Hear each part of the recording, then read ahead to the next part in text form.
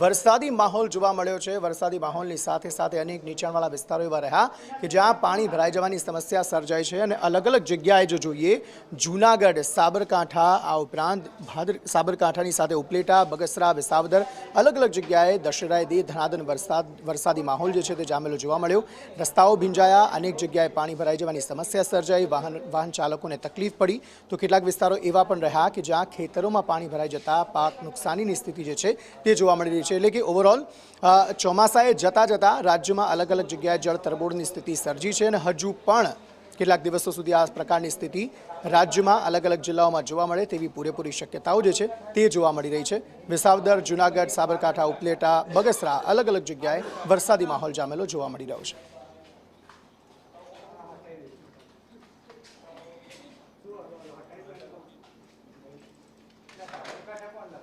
અને રાજ્યમાં અલગ અલગ જિલ્લામાં કેવો વરસાદ વરસ્યો છે જિલ્લાવાર વાત કરીએ। સૌથી પહેલાં વાત કચ્છની કરવી છે તો કચ્છમાં પણ વરસાદી માહોલ જામ્યો છે અને વરસાદી માહોલ જામતાની સાથે જ અલગ અલગ વિસ્તારો જે છે તેમાં પાણી ભરાવાની શરૂઆત થઈ ગઈ। કચ્છમાં આ વખતે સારો એવો વરસાદ વરસ્યો છે અને તેમ છતાં જે ખેડૂતો છે તે ત્યાં હરખાયેલા જોવા મળી રહ્યા છે। ત્યારે હાલના સમયે કચ્છમાં વરસાદને લઈને શું છે સ્થિતિ, ક્યાં ક્યાં પાણી ભરાઈ જવાની કોઈ સમસ્યા સર્જાઈ છે કે કેમ, લોકો કેટલી હાલાકી ભોગવી રહ્યા છે, સમગ્ર મામલે વધુ માહિતી મેળવીએ અલ્પેશ ગોસ્વામી પાસેથી। અલ્પેશ, અંકિત, જે રીતે હવામાન વિભાગ દ્વારા વરસાદની આગાહી કરવામાં આવી છે તેને લઈને આજ બપોર પછી કચ્છના વાતાવરણમાં પલટો જોવા મળ્યો હતો। ભુજ, ગાંધીધામ અને રાપર સહિતના વિસ્તારમાં વરસાદ પડ્યો છે। અનેક જગ્યાએ પાણી ભરાવાની સમસ્યા પણ જોવા મળી રહી છે। જે રીતે પાછોતરો વરસાદ પડી રહ્યો છે તેને લઈને ખેડૂતોને પણ કંઈક ને કંઈક મુશ્કેલી પડી રહી છે, કારણ કે પાછોતરા વરસાદના કારણે ખેડૂતોને ખેતીના પાકમાં નુકસાન જવાની ભીતિ હાલ સતાવી રહી છે। થોડા દિવસ પહેલા પણ જે રીતે વરસાદ પડ્યો હતો તેના કારણે ભુજ તાલુકાના ગ્રામ્ય વિસ્તારમાં ખેડૂતોને મગફળી અને કપાસના પાકમાં નુકસાન થયું હતું। તેવામાં ફરી એકવાર આ પ્રકારે વરસાદી માહોલ સર્જાયો છે, તેને લઈને હાલ ખેડૂતો પણ ચિંતિત બન્યા છે। આભાર સમગ્ર માહિતી આપવા માટે। સ્વાભાવિક છે, લલણીનો સમય છે અને તે જ સમયે જો વરસાદ વરસે છે તો જે ઊભો પાક હોય કે જેમાંથી પાકમાંથી પૈસા મેળવવાના હોય અને તે જ જો પલળી જાય તો તે કોઈ જગ્યાએ વેચી શકાય નહીં અને તેના જ કારણે પરિસ્થિતિ ખેડૂતોની વધારે વિકટ અત્યારે જોવા મળી રહી છે અને આ પ્રકારની પરિસ્થિતિ જૂનાગઢમાં પણ છે।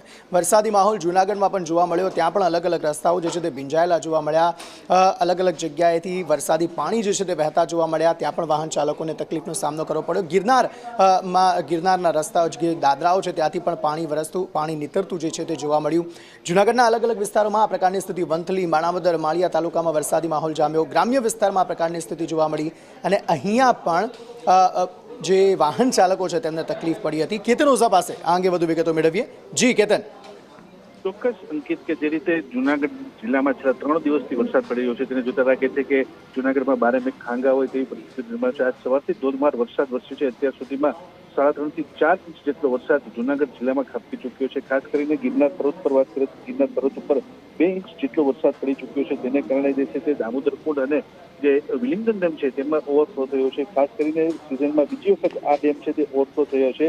ઉપરાંત જે જૂનાગઢ જિલ્લાના અલગ અલગ ગામડાઓની વાત કરીએ તો ગામડાઓમાં પણ અત્યારના ધોધમાર વરસાદ પડી રહ્યો છે। મેંદેડા હોય, માંગરોળ હોય તેમજ માળિયા પંથકમાં પણ અત્યારના જે છે ધોધમાર વરસાદ વરસી રહ્યો છે। આમ જોઈએ તો ખેડૂતોમાં ચિંતાનું મોજું ફરી વળ્યું છે અને ખેડૂતો જે છે તે વરસાદ હવે રોકાઈ જાય તેવી પ્રાર્થના કરી રહ્યા છે। બિલકુલ, પ્રાર્થના ચોક્કસપણે કરી રહ્યા છે, પરંતુ જોવાનું રહ્યું કે એ પ્રાર્થના મેઘરાજા સાંભળે છે કે નથી સાંભળતા, કારણ કે હજુ પણ કેટલાક દિવસો સુધી વરસાદી માહોલ રહેશે તેવી શક્યતા વ્યક્ત કરાઈ છે।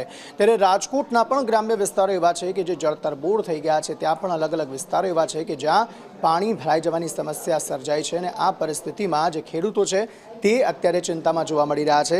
શહેર સહિત ગ્રામ્ય વિસ્તારમાં ધોધમાર વરસાદ વરસ્યો છે। અહીંયા જસદણના મુખ્ય માર્ગો પર પાણી ફરી વળ્યા છે। આટકોટ, સાણથલીમાં પણ ધોધમાર વરસાદ વરસ્યો, ઉપરાંત શિવરાજપુર, બાખલવડમાં પણ ધોધમાર વરસાદ વરસ્યો છે। સતત વરસાદી માહોલથી કપાસ અને મગફળીના પાકને નુકસાનની ભીતિ જોવા મળી રહી છે। દિવ્યેશ જોડાઈ ગયા છે વધુ વાતચીત કરવા માટે। દિવ્યેશ, કેવી પરિસ્થિતિ હાલ ત્યાં વરસાદને લઈને?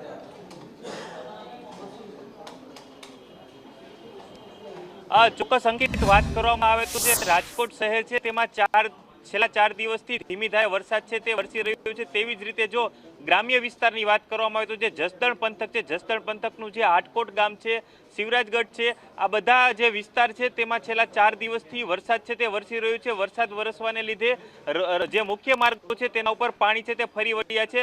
તેવી જ રીતે જો વાત કરવામાં આવે તો જે ઉપલેટા પંથક છે, ઉપલેટા પંથકનું જે ભાદર વિસ્તાર છે તેમાં પણ છેલ્લા 3 દિવસથી વરસાદ છે તે વરસી રહ્યો છે. 3 ઇંચ જેવો વરસાદ છે તે નોંધાતા ખેડૂતો છે તેની મુશ્કેલીમાં ચિંતા છે તે ફરી વળી છે. વાત કરવામાં આવે તો જે કપાસનો પાક છે, મગફળીનો પાક છે, આ બધા પાકને ભારે નુકસાની છે તે જોવા મળી રહી છે. વરસાદને લીધે ખેડૂતો છે તે ચિંતામાં મુકાયા છે. અંકિત.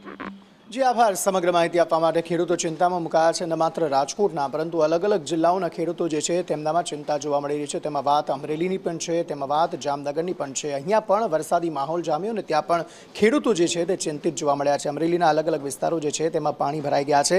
વડિયા સહિત આસપાસના ગામોમાં વરસાદી માહોલ જોવા મળ્યો. વરસાદને પગલે મુખ્ય રસ્તાઓ પર પાણી વહ્યા.